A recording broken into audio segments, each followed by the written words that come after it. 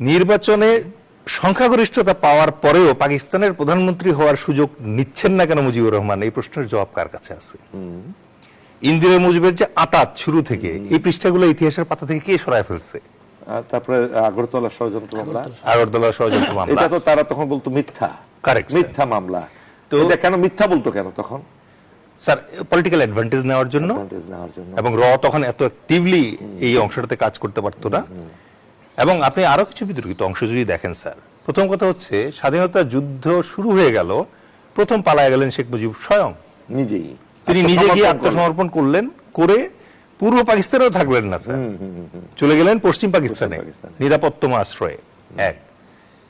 একই সাথে নিশ্চিত করলেন তার ফ্যামিলি যেন আর্মির কাস্টডিতে থাকে, তার মেয়ের সন্তান নাতি যেন আর্মির সিএইচে জন্মগ্রহণ করতে পারে, এবং মাসোয়ারা উনি পেতেন, ওনার কন্যা পেতেন, এবং কন্যার যে হাজবেন্ড ছিল ওয়াজেদ মিয়া উনিও পেতেন।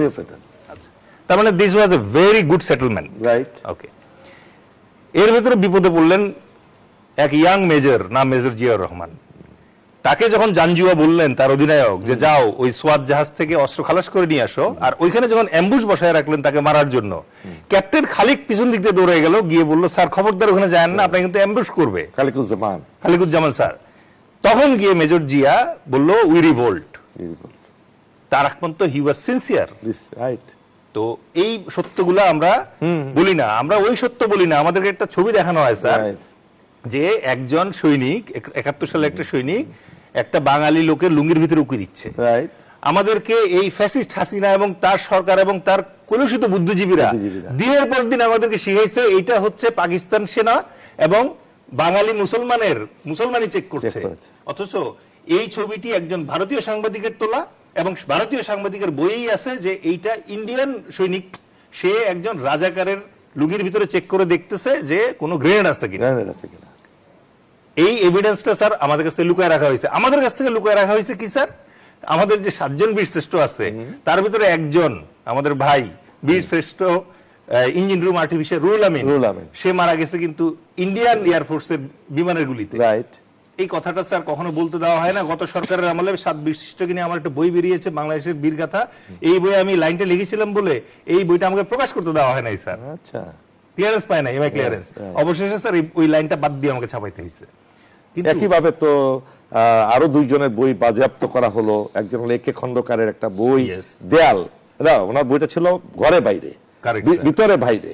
আর আরেকটা বই লিখেছেন প্রখ্যাত ঔপন্যাসিক হুমায়ুন আহমেদ, তিনি লিখেছেন দেয়াল, একটা বই লিখেছিলেন। সেই দেয়ালে কিন্তু অনেক ঘটনা লেখা ছিল।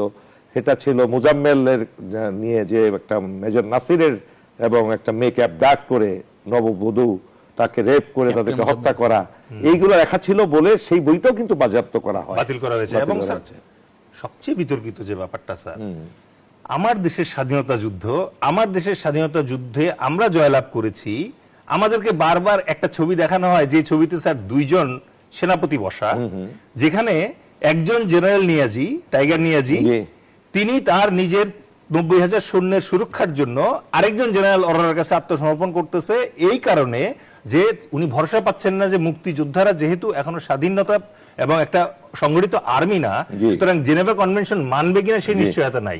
এখন একটা সেনা প্রধান মানে বাহিনী প্রধান আরেকটা ফিল্ড কমান্ডারের কাছে আত্মসমর্পণ করছে, আত্মসমর্পণের ছবি কিভাবে আমার বিজয়ের ছবি হয়? ওখানে তো এমএজি ওসমানীর ছবি নাই, Z force commander, S force commander, K force commander কারো অস্তিত্ব নাই।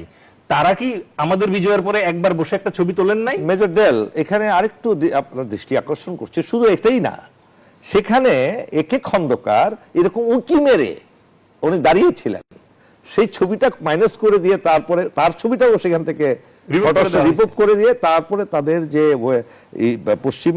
পশ্চিম বাংলায় ফোর্ট উইলিয়ামে যে ছবিটা লাগানো হয়েছে তার ছবিটা সেখান থেকে আউট করে দিয়েছে। এবং আমাদের যে ইনস্ট্রুমেন্ট অফ সারেন্ডার, সেখানে আমাদের প্রতিনিধির সাইন কোথায়? যদি এটা না থাকে, যদি বলে যে মিত্র বাহিনী গঠন করা হয়েছিল, তাহলে ওই ডকুমেন্টটা আমি দেখতে চাই যে কোন ডকুমেন্টের মাধ্যমে অ্যালাইড ফোর্স গঠিত হয়েছিল। দ্বিতীয় বিশ্বযুদ্ধের অ্যালাইড ফোর্স কিন্তু স্যার সবার সিগনেচার আছে যে তারা অ্যালাইড ফোর্স, এবং আইজেনহাওয়ার তার কমান্ডার। কিন্তু ইন্ডিয়া কবে কখন কার সাথে স্যার এই সিগনেচার করেছিল যে তারা আমাদের মিত্র বাহিনী কমান্ডার? এই জাতীয় বিতর্কগুলো স্যার আমরা যারা ইয়াঙ্গার জেনারেশন আছি স্যার, আমাদের চোখে তো স্যার চশমা নাই স্যার, আমরা নির্মোহভাবে তাকাই। আমরা প্রশ্ন করি যে প্রায়ই দেখবেন যে ভারতীয়রা বলার চেষ্টা করে যে আমরা হেল্প না করলে তো স্বাধীনতা পেতি না।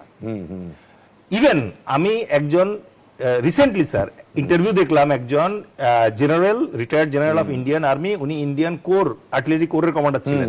উনি বলছেন উই গেভ দেম ভিক্টরি, কমান আপনি আমাদেরকে ভিক্টরি দিয়েছেন, মানে 1971 সালে 16 ডিসেম্বরের মাত্র 12 দিনের জন্য আপনারা আসছিলেন আমাদের সাথে।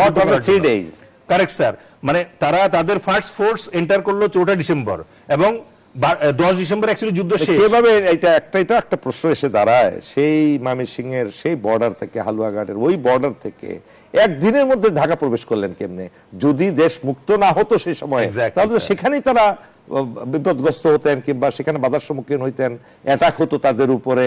সেগুলো না করে একদিন না কয়েক ঘন্টার মধ্যে ঢাকা পুনি ইন্টার করে ফেলেন। এই জন্যই স্যার আমরা ইয়াঙ্গার জেনারেশনরা কিভাবে আনসার দিই স্যার জানেন? ওদেরকে আমরা আনসার দিই যে আপনারা আমাদেরকে 12 দিনের জন্য আমাদের মুক্তিযুদ্ধে এসে সহায়তা করেছেন, তার বিনিময়ে 1972 সালের মার্চ মাস পর্যন্ত আপনারা লুণ্ঠন করছেন। আপনারা লুণ্ঠন করছেন কুমিল্লা ক্যান্টনমেন্ট, আপনারা লুণ্ঠন করছেন যশোর ক্যান্টনমেন্ট, আপনারা খুলনা লুণ্ঠন করছেন। এবং এই লুণ্ঠন ঠেকানোর জন্য একজন মুক্তিযোদ্ধা এবং sector commander Jalil sir, major Jalil, উনি দাঁড়াইছিলেন, তাকে আপনারা ইতিহাসের প্রথম গুম করছেন, তাকে অ্যাবডাক্ট করে ফেলছেন এবং তাকে কিন্তু পদকও দেওয়া হয় নাই স্যার। আজ পর্যন্ত কোন সরকার তাকে কিন্তু সেক্টর কমান্ডার হিসেবে। আমরা আবার আপনার কাছে আসছি এই প্রসঙ্গে।